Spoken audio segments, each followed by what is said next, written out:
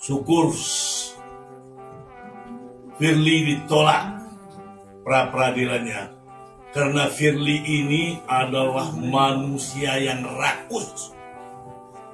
Dari mulai di KPK sebelum komisioner, dia itu sudah cacat nama, yaitu kasus Newmont sudah dipublikasikan, akhirnya dipindahkan, kalau tidak salah saya, Tito Karnavian ke Palembang, lantas jadi Kapolda. Jadi jejak rekamnya Firly Bahuri ini adalah manusia yang bejat moral. Kalau saya mengatakan bejat, saya paling anti terhadap pelaku kejahatan, perampas atau pencuri uang negara.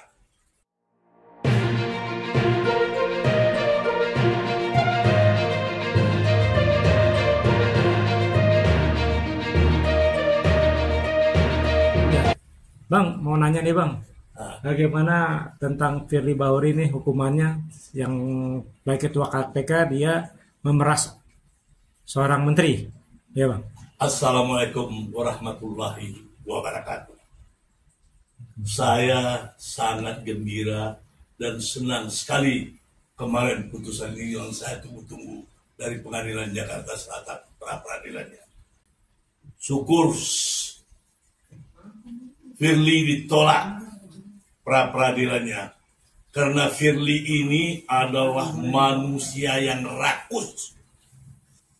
Dari mulai di KPK sebelum komisioner, dia itu sudah cacat nama, yaitu kasus Newmont sudah dipublikasikan, akhirnya dipindahkan, kalau tidak salah saya, Tito Karnavian ke Palembang,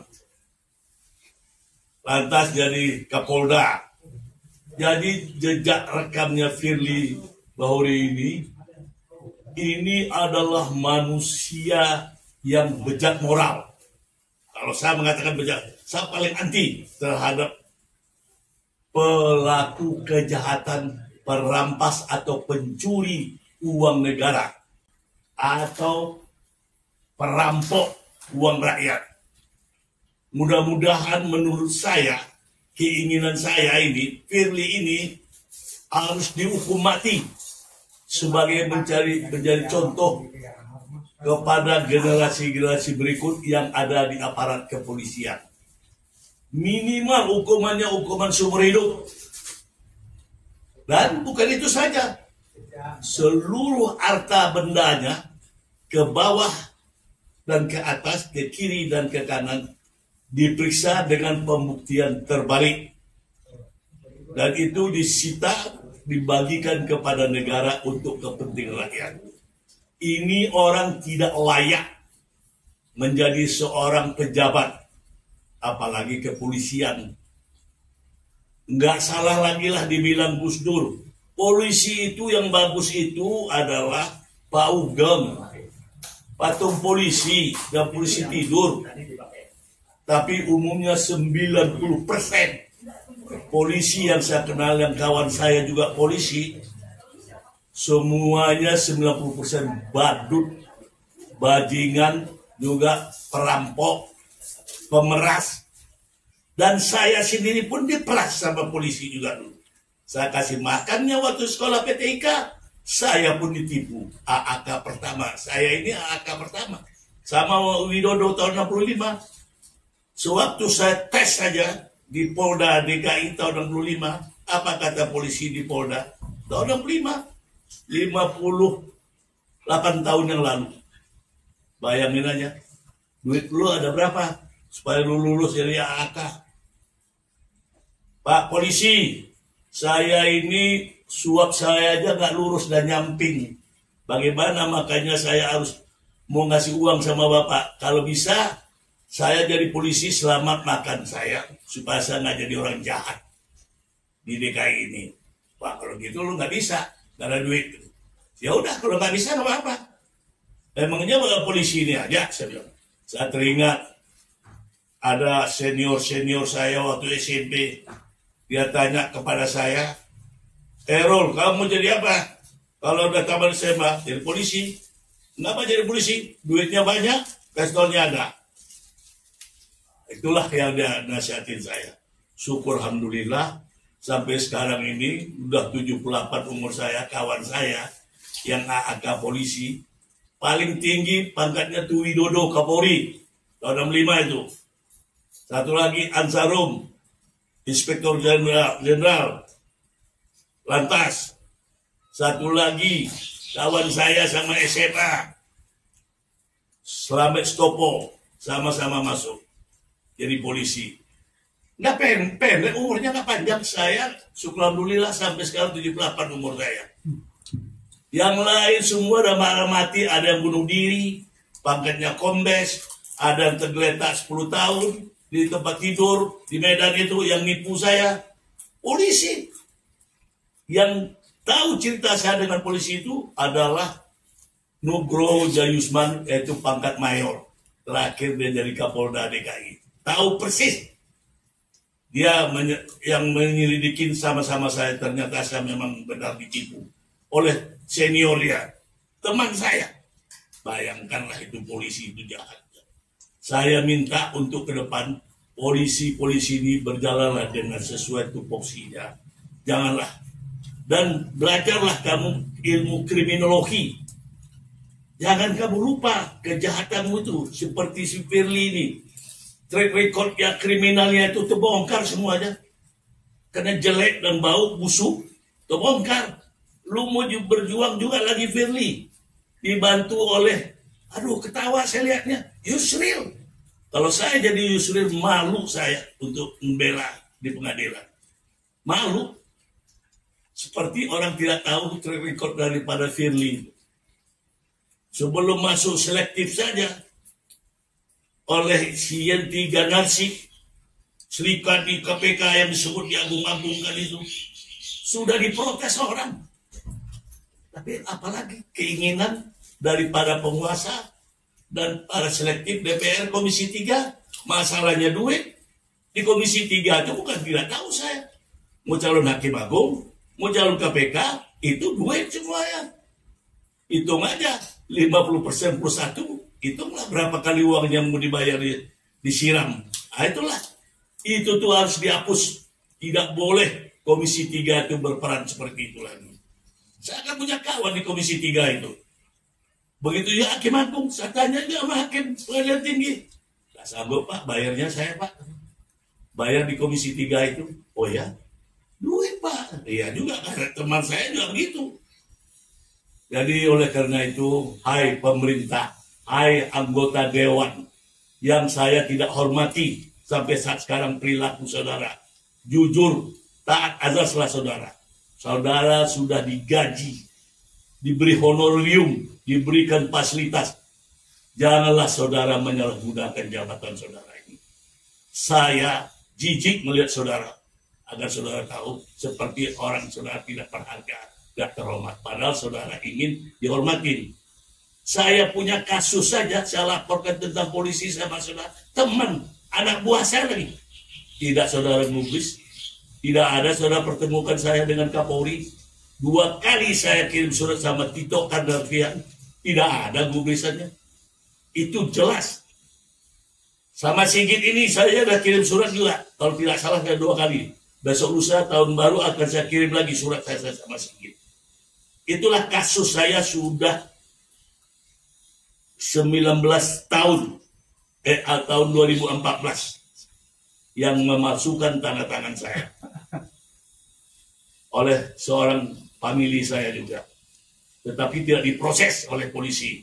Yaitu Kapolda Sumbar. Yang mencalonkan dirinya menjadi gubernur, akhirnya gagal. Syukur alhamdulillah. Itulah. Akhirnya saya sebarlah. Para penyidiknya situ yang minta uang sama saya. Bayangin aja. Itulah kelakuan saya, dirugikan. Saya dimintain uang lagi. Hai, saudara Kapolri, berantas itu korupsi, pemeras rakyat. Jangan berkira, apalagi di daerah-daerah polsek, polres, Masa masalah ke pidana, wah ini nggak bisa, ini perdata nih Pak. Untung saya bawa kawan saya pensiunan dari tindak pidana korupsi polisi, yaitu Raja Batak. Taulah Raja Batak, siapa Raja Batak? Warga Sinambela. Dia tunjukkan kartunya, saya ini pensiunan nih, saya KBP, 32 tahun saya bekerja. Saudara mengatakan ini perdata, ini pidana. Kok memang saudara hakim? Begitulah mental polisi di daerah. Itu dibuktikannya sekali.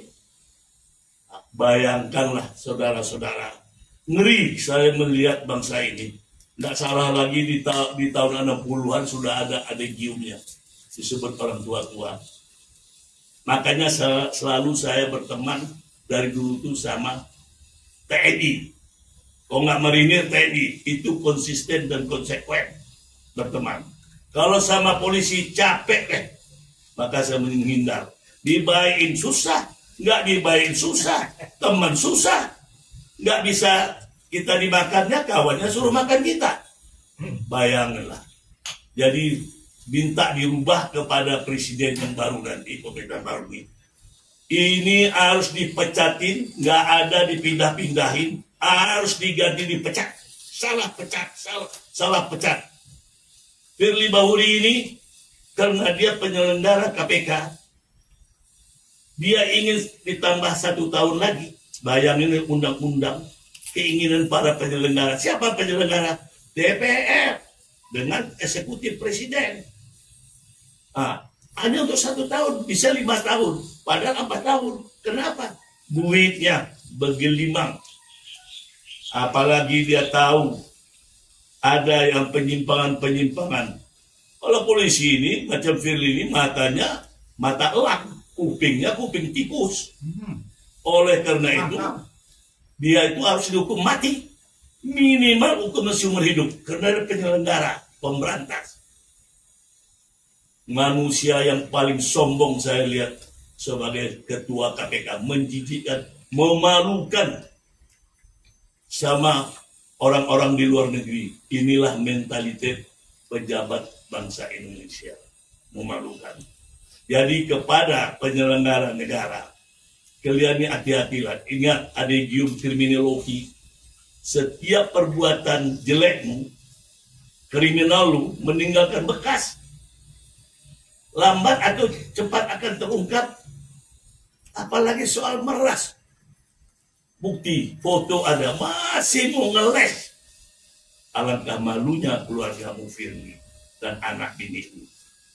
Begini, bagus kamu seorang laki-laki sportif. Ya, saya salah, saya minta maaf. Selesai persoalan itu. Anak binimu pun juga, keluargamu juga terhormat. Dan akan dicontoh sama orang lain. Jangan ngeles, apapun juga. Selesaikan kemarin di Pengadilan Jakarta Selatan. Itu yang saya tunggu-tunggu kemarin. Saya ajak bertaruh tentang dirimu. Ya, sedikit banyak juga saya menang, ada yang saya kalah. Saya katakan pasti kalau pengadilan benar ditolak permohonan ini. Ternyatanya kemarin sesudah habis rapat saya kemarin di kantor saya telepon lah. Saya tanya sama asisten, bagaimana hasil putusan? Udah Pak, ditolak Pak. Alhamdulillah. Itulah kalau orang memeras udah jelas nggak bisa dipungkirin.